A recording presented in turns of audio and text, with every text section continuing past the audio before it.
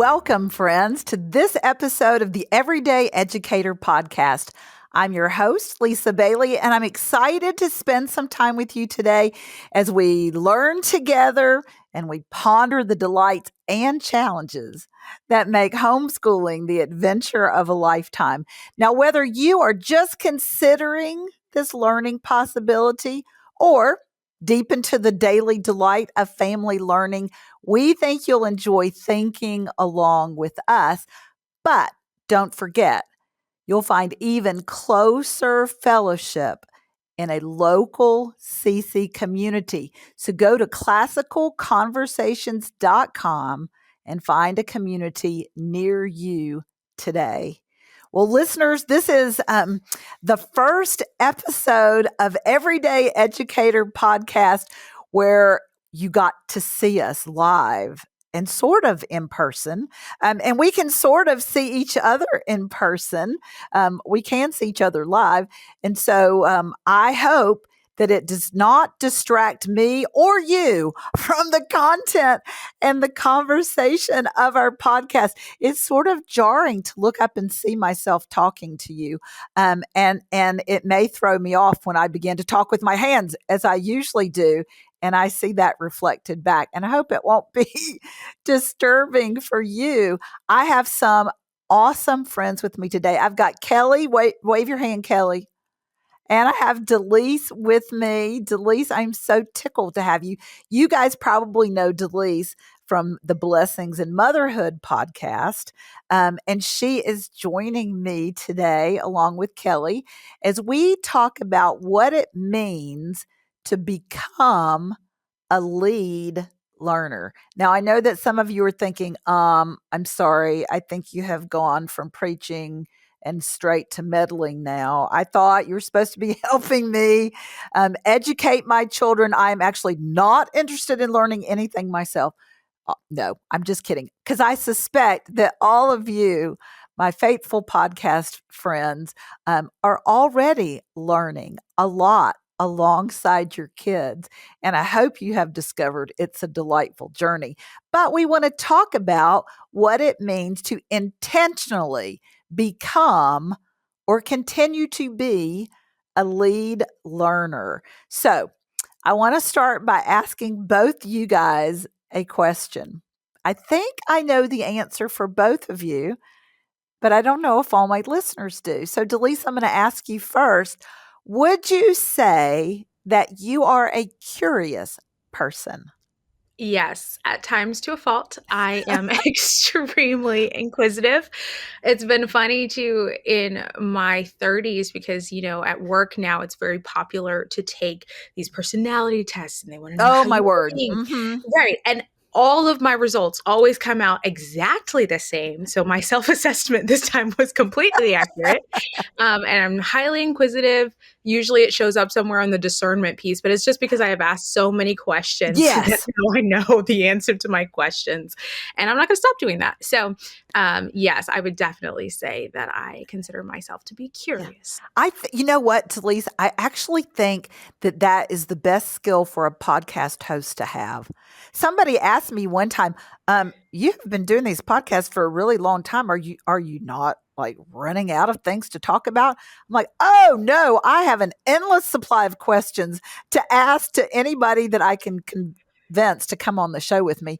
Because I'm always curious about stuff. And sometimes I'm curious, like I know what I think, but I'm curious about what you think about something. Or what do you know that I never dreamed of knowing that I can learn from you? So Kelli, let me pose the same question to you. Are you a curious person? Well, Lisa, as you've probably already surmised, yes, I do know this. Delise and I are cut from the same kind of cloth. Yes. I'm of the opinion that if the Lord wanted us to be bored, he wouldn't have made such an amazing world for us to live in. Oh, that's cool. Where, we have so many things to explore. And I think it has been ingrained in me from the time I was a child, just to feel the reward of seeking out information. What I can remember as a child in Girl Scouts, that Oh, yeah.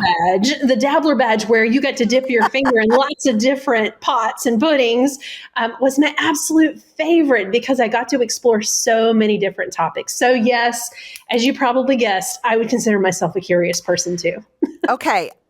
This is maybe a delicate question, and you may not enjoy this one as much.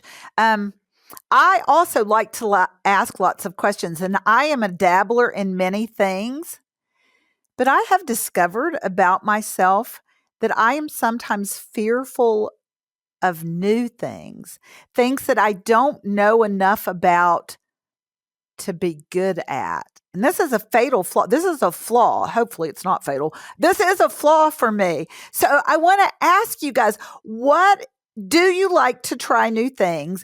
And what's your reaction to learning something new? Are you enthusiastic? Are you a little timid? Are you worried about being good at it like me? Are you always all in? What's your reaction to learning something new or to having to learn something new? If the newness is forced upon you, does that make a difference? Kelli, you are laughing, so I know you've got an answer. Oh my, so many true confessions on this face-to-face podcast. I know, right? People have to see your face get Yes, red. I can't hide my expressions at Yeah. all. Yeah.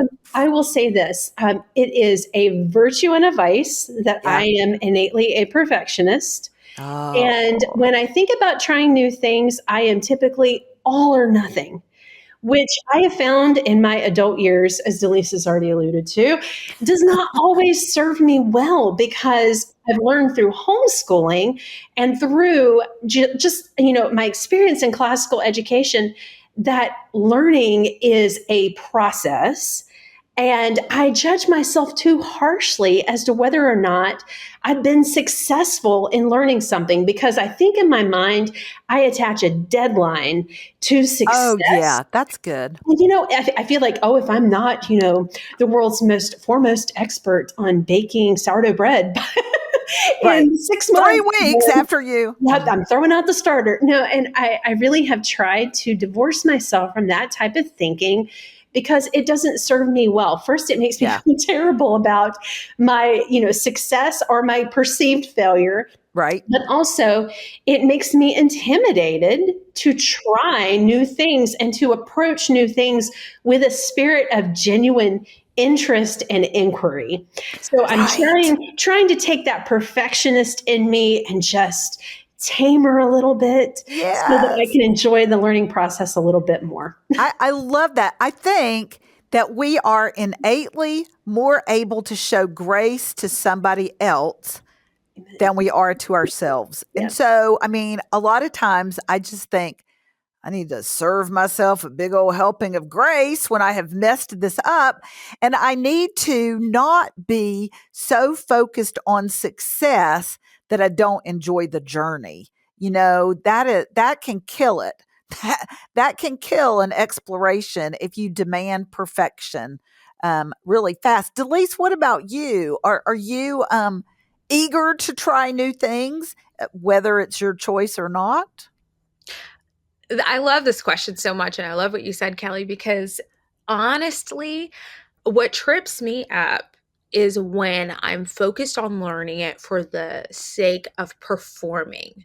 So, Oh, good description. just Oh, to be honest, yeah, because am I eager to learn new things? Yes, I love trying new things. It yes. lights me up. I love anything Mhm. new. I want a new food. I want all the new things. Right. I tend to gravitate toward things that I That you feel I can succeed in. that you might be But good at. yeah, things that may show off my skills, Mhm. but especially my first go round. So I would say like elementary into high school, I really tripped over that performative aspect of quote learning. And I don't even know that I would say I was learning. I would say I was regurgitating information because I understood how tests work, which is why testing is not the only way you should assess a Mhm. person's Good. understanding.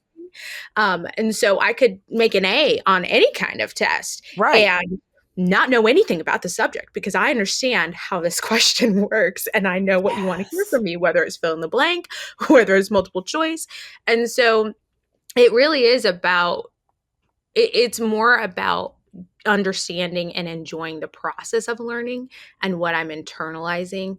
Um, and it depends on the subject for me still, whether or not Right? I'm running into it or Yes. easing into it. But I Yes. do like to learn new things. I think it Listeners, I encourage you to ask yourself this hard and uncomfortable question because what I discovered is that I was passing along a lot of my unfortunate attitudes about learning new things or trying new things to my kids. And our, I believe that our children do not come out this way. They are free spirited. They love to do, and the joy is in the doing, not in the perfecting. And they just want to go in there and be part of it all. And if we pass on that, I don't know if I'll be good at that, so I'm not eager to try it. Then they will begin to incorporate that into how they learn. So I think that we all need to take inventory before we pass on things that we would rather keep to ourselves or put to death. Um, we do have to acknowledge that there are likely for all of us things that we are interested in learning and things that don't really interest us. Okay. So, do y'all have those things? Delise, what is something that you are not really interested in learning? Well, I'm interested in it now, Yes. but I remember proactively turning my brain off in this category before, and that would be history. I've learned that I actually love history, and I had no idea because Lisa knows I couldn't help myself in her house. Yeah. There's so many antiques, and I love old things. I find them fascinating. I want to know about the story. I can make an educated guess about why that thing was the way it was because of what was happening in the world. I had no idea. That's history. So why Yeah. did I turn my brain off in Yeah. history class? Yes. No Yes. idea. So that has been an area that I just have been very averse to learning, Uh-huh. and now I'm a little bit more curious because I love the old stuff, so I must care about where it came from and why they made it. That is so cool. I do want to say to everyone that I am not the old thing No. that she wanted to explore in my house. But my father-in-law passed on to us um, a World War One helmet and a microscope that he used as a medic in the war. And so it is fun when there are artifacts connected to it. That's really interesting. Kelli, what is something that that doesn't really interest you to learn? Okay, and we can just be honest, y'all. There are things that I am less interested in knowing about. I know that I probably should be interested in them, and maybe, Lord willing, one day I will be. But right now, Kelli is not interested in learning what. Oh my. Well, in the past, I would say true confessions, it was mathematics. Oh, Oh, yes. just in the Okay. same vein as what Delise was describing, I think it would be time for math and my brain would just pull the little ceiling fan cord, click. Yes. Like okay, checking And out now. yes, exactly. And I will say this, homeschooling and not wanting to pass on my attitude about mathematics to my children is what shifted my perspective about Oh, good. that, Yeah. along with, I have to say, the math map and directing challenge has completely rehabilitated my viewpoint from what it was in the past because there's so much to that subject. I think I didn't know enough because Okay. I intentionally isolated my brain from the content. Maybe you didn't want anybody else to know that you Yeah, were not already good at it. I think so. I think I didn't want people to know I didn't love math Yeah. because I Sure. wanted them to think I was good Sure. at it.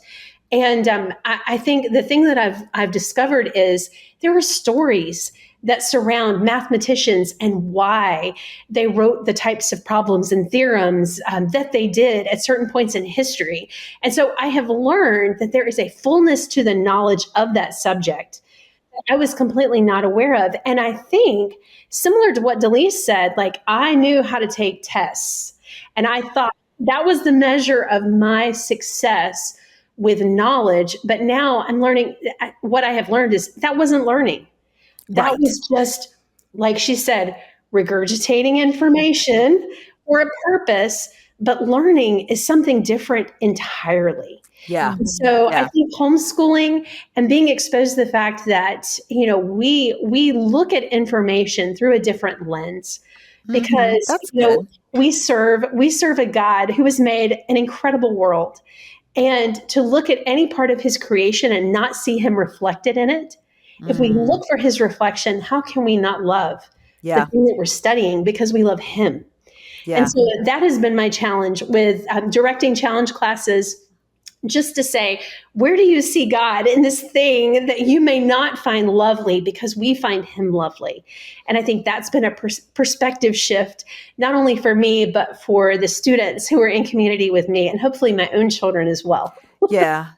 That's a great perspective, Kelli. That is definitely one of the things that you can do when you need to learn something that you don't really want to learn. Find the Lord in it. Find a new perspective. Delise, what were you going to say? Hearing you share, Kelli, has also reminded me that I often do not want to learn information for which I do not want to be held responsible. So, Okay. for That's example, good. here we go. Why did you write the confessions episode? Yes, I know, right? I stepped on my own toes first. Full Right. disclosure. Good, because we're all getting hit out here. So, my husband is phenomenal with cars, master technician. He's so great with cars. My dad is an electrical engineer. He always was. Well, since being married, we're in our 10th year of marriage. My husband has told me, hey, I've noticed that there are a lot of women who don't know how to care for their cars. And if they lose their spouse or something happens Right. to them, they're in a really tight spot. I don't want this to be you. So he is constantly trying to teach me just the basics of Yes. car maintenance and things like that. And I know, and now that I'm hearing you share, and you said you can be honest, I thought to myself, you know what? I'm proactively trying not to learn right now Yes. is about these cars Yes. because I don't care. And I have all these people in my life who are great at it. And the truth is, the reason I don't want to learn those things is I don't want to be held responsible for my knowledge. Right. If I don't know, then I don't have to act on it. But if Yep. I know, then I feel a deep conviction that I should, take my car for the oil change, whether someone comes Yes. to me to ask or not, etc. So I think that may be another common stumbling block Uh-huh. that may comfort a listener. Yes, absolutely. Absolutely. I think one of the things that we can do, if you find that you need to learn something, physics, that you don't want to learn, because as the lead learner in your home, you've got to sit down with your student and learn it alongside of them.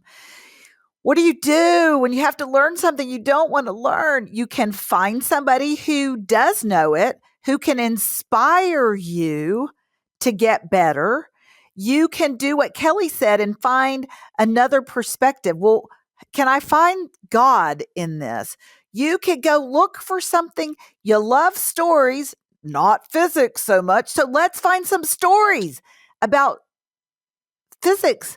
Let's find some stories about scientists.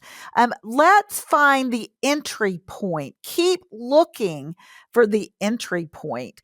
And that, I think, is one of the habits of good learners. You guys, let's name some other habits. Kelli, what do you believe are a couple of the habits of good learners? Such a good question. I like the word habits, Mm-hmm. because habits are things that we practice, and that challenges my thinking about being a perfectionist, um, because we're not habitually perfect at everything. Wouldn't it be great? Right. Maybe it wouldn't If be you're great if perfect, you we don't need to were. practice anymore. Yeah, I think if I think about something that a learner continually practices, I think we've already alluded to this a little bit. I think that a learner asks good questions. Good. And, I think our common topics are really helpful when it comes to categorizing how we think about things. Okay, so remind people what the common topics are in case we've got a Absolutely. new listener who doesn't want to pause and go look that up. Absolutely. I am fresh from community days, so they are right on the Yes. tip of my tongue.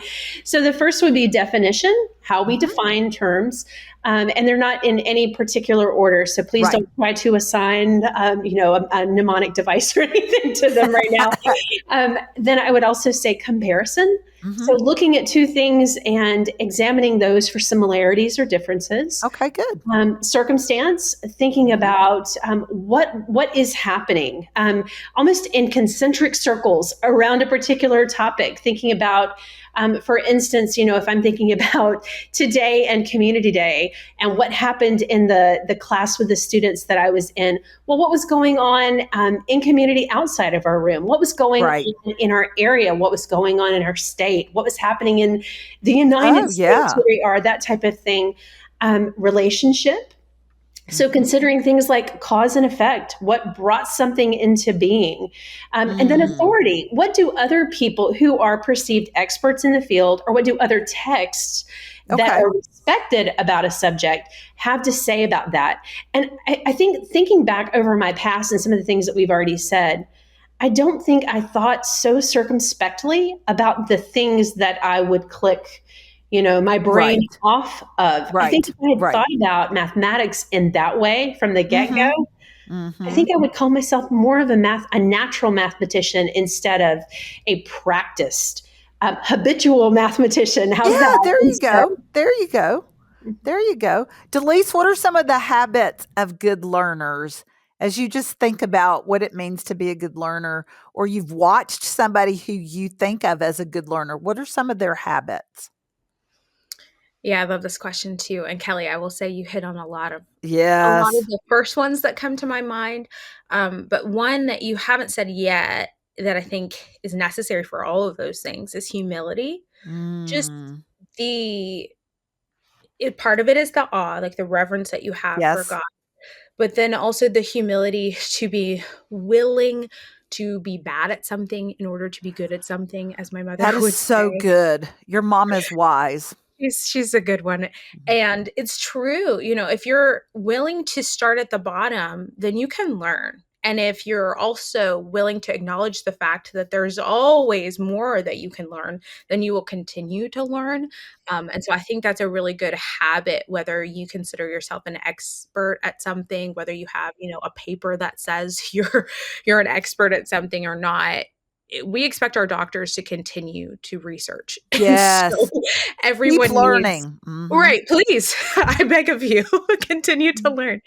And so I think it's something, whether we say it out loud or not, that we need to apply, but also the ability to find joy in simple, repetitive tasks. Because a lot of the things that you're learning in the grammar stage, you just have to repeat it. It's not even necessarily that you get to jump to the end. You just have to be okay with doing the motions. Like I think of practicing piano when you're doing your Yes. scales, you have to make yourself slow down and just practice the muscle memory. And if you're Mhm. willing to do that, then you can learn. But if you're not willing to do that, you'll never actually make Mhm. much progress. So Mhm. those are a couple of things that come to mind in addition to the things that you shared. Yes. I love the asking good questions. I love the humility. I love just it's a habit of good learners to be curious, to wonder, well, why or why not or what else? Um, Those are good habits. And many of you have been to a classical conversation practicum and you have heard about the 15 skills of learning and the habits of good learning. And Kelli and I have been working on a book. I'll just kind of give y'all a sneak peek. Coming up in the next year or so, there will be a new book called The Habits, and it's about the habits of good learning, naming things, attending to things, memorizing things, being able to express what you're learning in different ways, and finding joy in the stories of things and telling stories about your learning journey. Those are all the habits of good learners. How do we, if we say, okay, yep, I want to be a good learner. I'm willing to practice, like Delise said, I'm willing to be grammar. I'm willing to practice the grammar. I'm willing to keep doing this. I actually enjoy it. How do you develop the habits of good learning, and how do you keep practicing them, Kelli? I think, as you're saying that, I'm thinking about the Nike slogan, just do it. Yes, it's And come, famous for a reason. right. I think having them in front of your eyes so that you're reminded until they Mm, become natural is a great first step. yeah. And I can remember when my children were new challenge students, I would write the first letter of each of the 5 common topics on my hand with ink, just Oh, so there you that go. it would jog my memory as I'm sitting at the table and we're having conversations, that I was thinking about those things. And there is a quote, I'm not sure if it's Aristotle, someone far older than me and probably wiser than me, that said, "We are what we repeatedly do."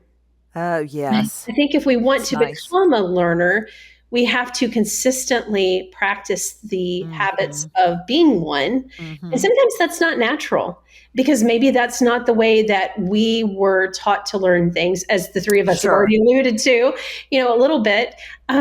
But maybe that's who we want to become. And Mhm. I know as an adult, I look at homeschooling as a reclamation of my own personal education as much as it is and a new education for my children. I am Yeah. simultaneously unlearning behaviors and learning new behaviors. And I know, looking at my children, the habits that I want to be ingrained in them.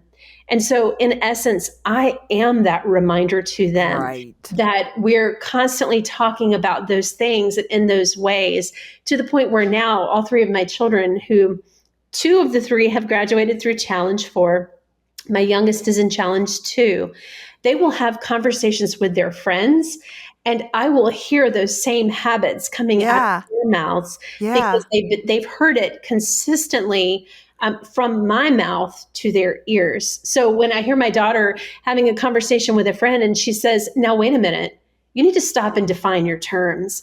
Oh, it Yes. thrills It's me to the gills lovely. because I Yeah. know that it's become habitual for her. Right. What about you, Delise? What would you say? I'm curious. Oh, I love this conversation. Honestly, I would say to preserve the habit of play. So Yes. my Yay. brother is a challenge grad and we were both, homeschooled through high school. And so one of the things that we were encouraged to do was to ask a Uh-huh. lot of questions. I'm sure you're not shocked. Absolutely. And so now that we're in our adulthood, we still do that. And Oh, yeah. sometimes we're playing with an item or an object or something that we are learning, but sometimes it's our thoughts. Yes.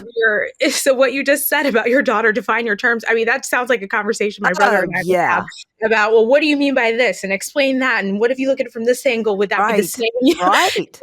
So having that habit, nurturing that habit, I think is a really ripe opportunity Mhm. for continuing to be a lifelong learner. And it Mhm. is a way that you can develop and preserve your habit. And of Yeah. course, my son is very young. And so I'm watching some of that unadulterated play. And Yes. it reminds me, okay, wait, let's be curious about this. Let's stop and slow down. And sometimes I find better questions after I've played with an object. So Oh, rather than starting, absolutely. you see what I'm saying? Yeah, Yep. rather than starting with the question saying, I wonder what would happen if this, I just interact with the topic and then I go back and say, okay, well, what did I observe? What did happen when, the ball rolled this way? And why was it so hard to hit the baseball on this particular day? What shifted in the sun or the weather or something like that? And so I find myself being much more curious if I nurture those questions or entertain my questions after I've just allowed myself to do what God created my body to do and interact with the subject. Yeah, and it is so natural. You don't have to teach little children to look and think and try things out. I know Gideon has always been fascinated with this regulator clock. Gideon is my grandson. He's 2.5. And we have this regulator clock that ticks in the family room. And we talked about the clock and why does it dong and what makes the pendulum swing. And we talked about the hands on the clock go around. We talk about they go around and they go around. And so after we had one of our clock conversations, we were reading a book and there was a windmill in it. And so talk about windmills, Lolly. I said, what is that? Talk about windmills. And so we talked about that the windmill goes around. And he looked at me and he said, like a clock, Lolly. And so he is comparing this new thing that he's learning to this other thing that he learned about. And that's what we do. We compare it. So take this new thing and how is it like or how is it not like this other thing? And we continue to explore. I love that. But we have come today to talk about being not just learners, but lead learners. Okay. Lead learners. Delise, what's a lead learner? And what's the primary job of a lead learner? Going first, if I put it short. Go first. Everybody deserves to go first at least once or twice. Yeah. Being willing to go first. There When I you think go. about the lead learner, I honestly think about a lady named Sherry Rivera who homeschooled her children alongside of me and my siblings. Okay. And she would always say when we showed up to co-op, here's what I learned this week. And I mean, she Oh, was learning with us. There were a lot of yes. subjects that my mother was remembering while she was homeschooling because Mm-hmm. I'm the third child, but she was homeschooling her first child with me. And so she was very much lead learning week to week. And it was so encouraging for us to hear her say that because Oh, we thought to ourselves, okay, well, she learned it this week. We can learn it this week too. right. Let's see if we can Right. Well, figure and this it's together. fresh in her mind what it Uh-huh. was that it took for her to get it. Exactly. So, yeah, I really think of that as the primary job, just that willingness to come at a subject from a place of humility and Mm-hmm. see what you can glean. You don't have to get it all. You just Right. have to try. Right. Kelly, I see you nodding your head. Do you concur? I do concur. And I have a really great example because I said I'm fresh home from community day. So Right. today I had the pleasure of subbing in challenge 3, and we had a wonderful logic conversation. Oh, We were my. talking about, which is ironic, right? Because I said I'm not a natural No, mathematician, I'm a you habitual used to mathematician. not be, but That's now right. you are. That's right. So we were talking about Pythagoras, and we were talking about the Pythagorean theorem and triangles. And I was encouraging the class to play, which Delise was right on the money. Play is so crucial to being a good learner. We were playing with the idea of the proportions of the Mm-hmm. sides of a triangle. And there was one part of the conversation where my brain disengaged from what the students were saying. And I came back to the conversation just in time to not remember what the next step was I needed to do on the board. And so I was standing there watching. And one of the students said, Mrs. Wilt, can I come up to the board? I think I know exactly where you were headed. Well, praise the Lord. I welcomed that. And I told him, I said, you know what? I'm so glad. Come up and show me what you're thinking, because he wanted to play with the Mm-hmm. equation that we were Mm-hmm. using on the board. And I think a lead learner is a person who can say, I may not know the answer, but let's learn together. Let's Yes. discover together. I invite you in, just as Delise was describing Sherry, like that person who invites you in to the act of learning without fear and with kindness and hospitality, and sets the stage for taking in more information than what you even dreamed you could, because not only have Yes. you learned, but you've cultivated a love for something. And I think that might be a distinctive feature between gaining knowledge, and really truly learning, being educated, that there is a heart love that accompanies that information, that is a distinct difference. Mm-hmm. I want to pick up on one thing that you said, the humility to realize that, oh, I might actually not know all the things about this and potentially don't even know all the things I thought I knew about this as I am here standing in front of you now. And that can be a little disconcerting. But if you are going to be a true lead learner, full disclosure, it's going to happen to you a lot. And it's okay. And it's not fatal. I can remember several years ago, and I taught Challenge B. I tutored Challenge B for like 8 years, but it's been a minute since I did that. A couple of years ago, my daughter, who's Challenge B at the time, a Challenge B director, herself had to be out, and she asked me to come and sub in her class. And I loved it because I missed my Challenge B kids. So I thought I'll probably love her kids too. So I came, and this one kid who deeply resonated with logic, and I luckily did love logic, but he asked me a question that nobody had ever asked me before. And in all of my study, I had never, this was off book question. Like, it is not in the notes. It is not in the study guide. It's nowhere. And I had never thought about it before, and I could feel myself turning red. And then I just thought, you know what? It is okay. And I said, I think we can figure this out. Let's just keep talking. I feel that if we keep talking about it, one or both of us is going to come upon this answer. And so I said, okay, so let's think about all the things we know about this logical situation. Let's define all these terms. Let's think about this. And let's think about what is true in this situation and what is not true. And we figured it out together. We figured it out together. And I thought, and because I was willing to say, I don't know, but I bet we can find out. We can figure it out together. He did not look at me like I was a grave disappointment to him. He did not tell my daughter later on, that substitute you sent us was pitiful. He actually went home and told his mom, that was really fun. We figured something out together in class that none of us had ever thought of before. Okay, that is what a lead learner does. Learns in front of and alongside this other learners, the other students. To be a lead learner does not mean you know everything. To be the lead learner means you are willing to learn in front of somebody else or alongside of somebody else. And you're still eager to learn. That's what a lead learner. So I was going to ask y'all, how long does the job of lead learner ask? But that's such a softball question because it lasts forever. You never get rid of that job. It's always going to be your job. I want y'all to think about this for a minute.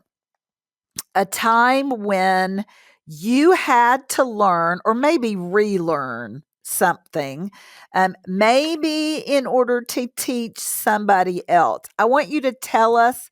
So you haven't shared enough embarrassing things or, today. And so I'm giving you one more opportunity. Tell me about a time when you had to learn or relearn something in order to either encourage somebody else or teach somebody else something. Okay. Who wants to share first? Kelli, you look like you found something already. Oh, Lisa, you're making me hang out all my dirty laundry on this podcast, friend. You know what? That we are just all laundresses. That's what here at Everyday Educator, we are all learning every day. And if you're not, that's the only time you're doing something wrong. Yes, that's right. That's right. So tell it. That's part of the humility that Delise is describing, is the ability to look at our life and the joy that we're not done, the joy that we can still learn things. Exactly, okay? Because it's a process. Learning is a process. The thing that initially comes to mind, I am a musician. Okay. I have vivid memories of very rigorous piano teachers when I was Oh, very yeah. young, Rapping your knuckles, did rapping my they? knuckles Mhm. as I learned music theory and played scales, and it basically learned the grammar of playing the piano, but not in a loving, gentle, self-assessing way, and much more of a schoolmaster, schoolmistress kind of way. So I had really negative feelings about the study of music theory. I love to play, Mhm. um, but just thinking about scales and fifths and intervals and oh my, it just brought back all this negative hooba Yeah. Yeah. from my childhood. And when I became a challenge director, I had to relearn music theory Oh, so that from I math could, in motion. yes, so that I could Mm. lead conversations through math and motion. And as we've already alluded to on this podcast, I did not want to transfer that negativity to the students Right. who would be in my challenge class. And so I sought to make that the most exciting strand that we had every week. And I Oh, would good for find some you. way to make it fun and engaging. I mean, I think at one point we had taken masking tape and we had made a piano keyboard on the floor, Yes, and we they did were that. stepping on the intervals. Yeah. I mean, just Yeah. completely outrageous, over the top things, but so much fun. And I think preparation for that and Uh-huh. for igniting that joy with students that were in that community class just helped me to reclaim my love of There you something go. that initially I did not love, because unfortunately the love of that thing, the potential love or joy of that thing, was kind of sucked out of my Yeah. experience the first time around. Yeah. But now I've reclaimed that, and it was hilarious as the students were, presenting their rhetorical assignment, their composition project, at transposition project at the end of Yes. that particular semester. I had so many of them say, "Oh, Mrs. Wilt, can we do this again next semester?" And I'm thinking, "Oh goodness, I don't know. I'll have to regroup." But um, it was wonderful to see their That's great. enthusiasm. Well, kudos to you for making something that could have been a Debbie Downer experience into Yes. something good. That's awesome. Delise, have you ever had an experience where you had to learn or relearn something in order to teach somebody else? Yes, and I'm gonna pull way back into yesterday Yes. for this story. Good deal. So what can I talk about? So I, like you, have had to reclaim some areas of learning. Yep. And I'm not I shouldn't even say this sentence out loud because it may not be true in the future, I suppose, but Well, I there you don't go. consider myself a puzzle girl. Okay. I Okay. love big picture thinking. I do Yes. see the details very quickly, but I find it extremely exhausting and depleting to have to articulate those details because I can see Got them. you. So I don't want to talk about it. I Right. want to move on. Well, because of that, I don't think I've ever purchased my son a puzzle, to be honest with you, The until missing yesterday. link of Leo's education. There you go. And so he spied this little Ninja Turtles puzzle and his whole life lit up and he said, Yeah. "Can we please?" And I didn't want to squash it for him and say, "No, mommy Right. hates puzzles. I'm not going to teach you to do this." So I bought the puzzle thinking, we'll go through it. I'll hand it to daddy. No problem. I know Right. he's smart enough to do the puzzles. I understand the way the brain works. You don't need this puzzle in your life. So we ended up doing the puzzle yesterday because it rained. And Oh, I had to really slow down because it's true what I just said, that I do see how those pieces work together. mhm. And so he was having the time of his life because it was very new, but I had to make myself practice the art of articulating how to attend Right. because I understood this piece goes with this piece and these pieces are all in categories because of their similar colors, and look at the big picture. Can you see how Right. they match? But Right. he's 3. And so saying, "Oh, why don't you just connect these pieces together because all of these fit," is not helpful to him. But Right. what was helpful was, "Oh, why don't we work on this section? Can we find things that seem to be all, the nunchucks?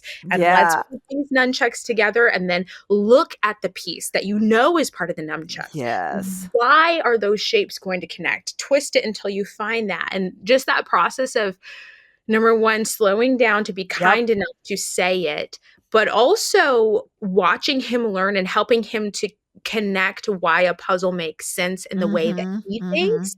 It brought the joy back for me, Kelly. Just like what Yes. you were talking about. I was having the best Yes. time. And so when he said, let's Yes. do it again and again, I wasn't as hesitant as I thought I would be. And in fact, I said, did you know we actually bought two puzzles? Let's get the other one Let's out. do the other one. Come How on. beautiful. That's an awesome testimony for lead learners. You may very well rekindle or kindle for the first time a joy that the Lord has hidden for you as a lead learner in your home. I think that life happens not to us, but for us. And so the struggles that we may have in parenting or learning are not things God has done to us. They are done for us so that we might more fully enjoy what He has for us in life. I have two more questions I really want to ask you guys. One is, what part do you think? I'm going to ask Delise this first, and then I'm going to ask Kelli to answer the second part of this question. What part do you think community might play in becoming better lead learners? I love this question.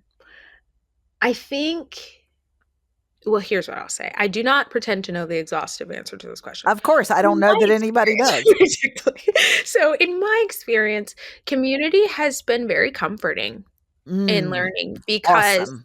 if I can learn alongside someone, I don't feel as isolated Yes. in my mistakes or my successes.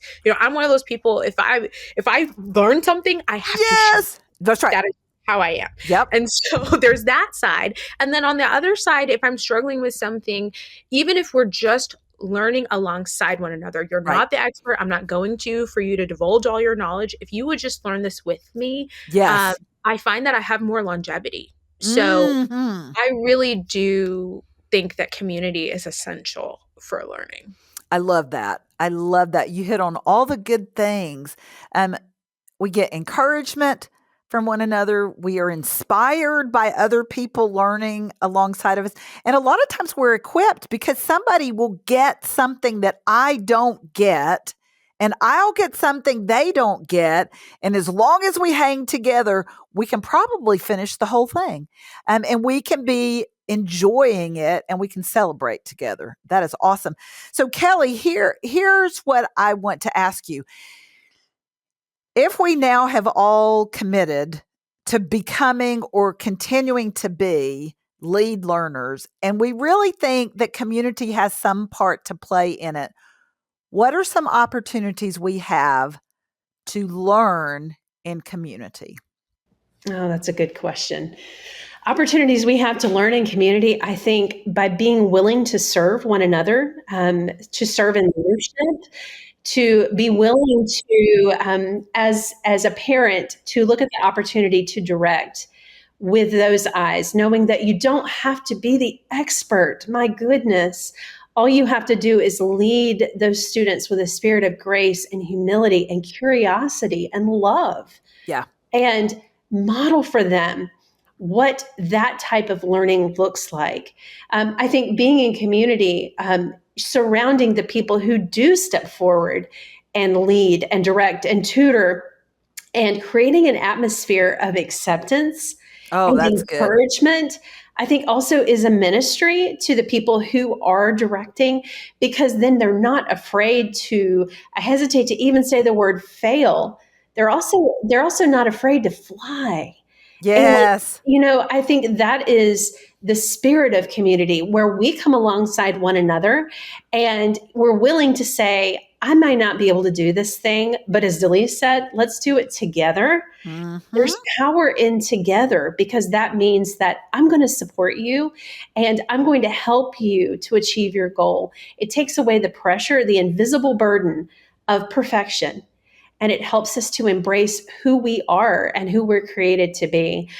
There's an article on the CC blog that I adore, called Why a Lead Learner Will Never Be a Fully Rendered Panda. And it's a hysterical title. Yes. Our good friend Leslie Hubbard wrote that article Yes. several years ago.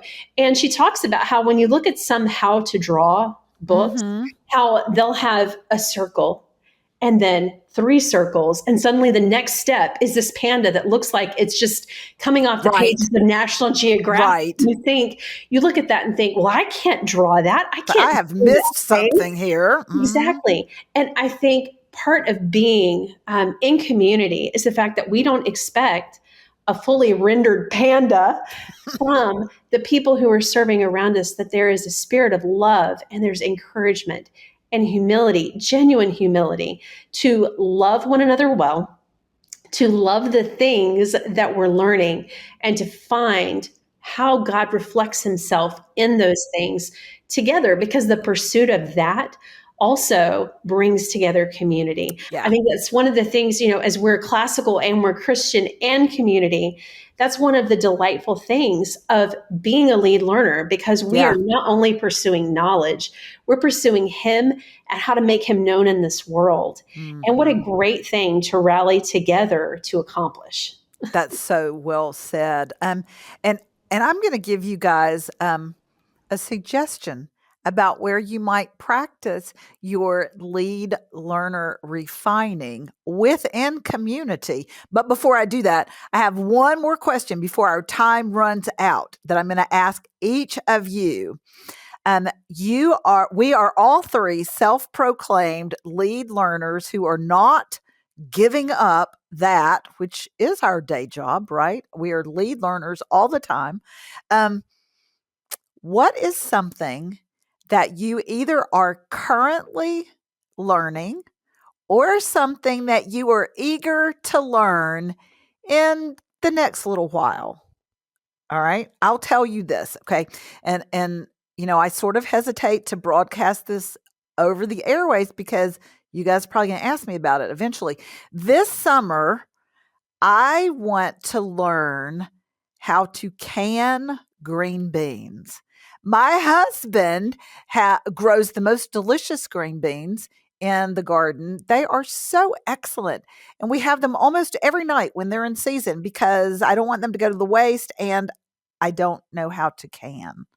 But that is something I want to learn to do.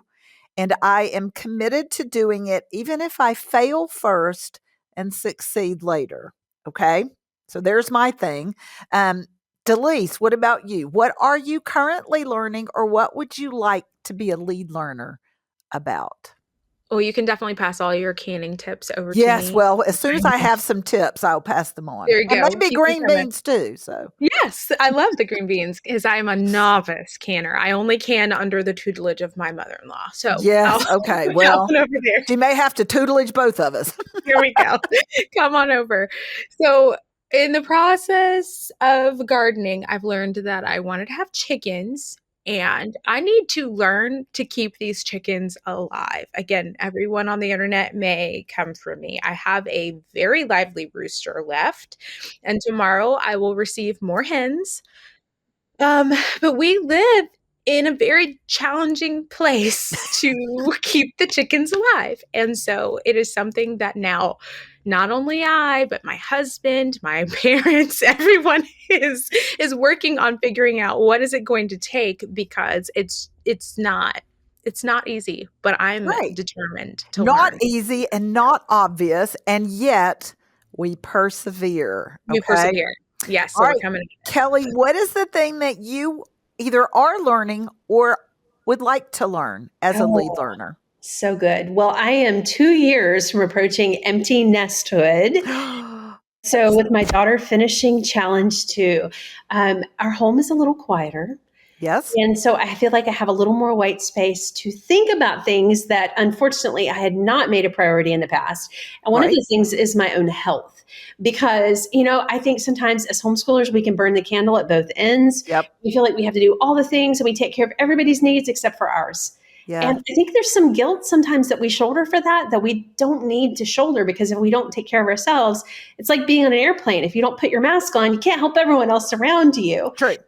So I have dedicated myself to learning about nutrition and exercise so that I can reclaim my health. So I'm on a health journey right now, and I'm excited about what that means, not only for me, but for my daughter, because I want to model that well for her. So, in a sense, I'm being a lead learner to help her to really learn how to take good care of the body Yeah, that God has given her, particularly before she might venture out into independent adulthood to be absolutely. responsible for her own nutrition. So that's the thing that I'm learning right now is how to take care of this temple that God has given me. That's great. You know what, listeners, I hope that what you notice, and I just noticed this, um, none of us picked an academic subject. That's what I want you to know. A lead learner, that's why I said we have this job for life. You're a lead learner not just until your child graduates from high school or even college, because they will send you their papers to prove. Um, it, you are a lead learner because God made you curious and because the Lord is trying to communicate with you through his word and his world. And so we are still learning things, hopefully forever, because Delise and I were talking earlier. Sometimes it seems that the people who stop learning stop living. And so we all want to keep learning, and it doesn't have to be an academic thing that you choose to learn. So, listeners, I encourage you to pick something that you are going to learn even after the school year ends, because you, my friends, are lead learners. And if you are looking for a community to practice your lead learning skills, I've got just the thing for you. You need to go to parentpracticum.com and you need to find a parent practicum in your area that you can attend with a bunch of friends. Either, and friends are just people that you already know or people that you don't know yet that are going to become your friends. You can attend Parent Practicum this summer and you can practice the skills of learning along with friends new and old. You can practice these habits that will help you to excel in being a lead learner at home. This summer, we are going to practice those skills on mathematics, and it's not going to hurt, and it's going to be full of joy, and you are going to learn some skills that you can take with you as you go along your learning journey. So I hope to see you at one of those practicums, parentpracticum.com, and you can find the practicum in your area. Okay. Um, Ladies, this has been the best part of my day so far, and I suspect that we will make it a great part of the day for lots of our listeners. Delise, Kelli, thank you so much for being real and being a lead learner with me. Thanks for letting us chat with you today. Absolutely, Lisa. Thanks so much. Bye, guys.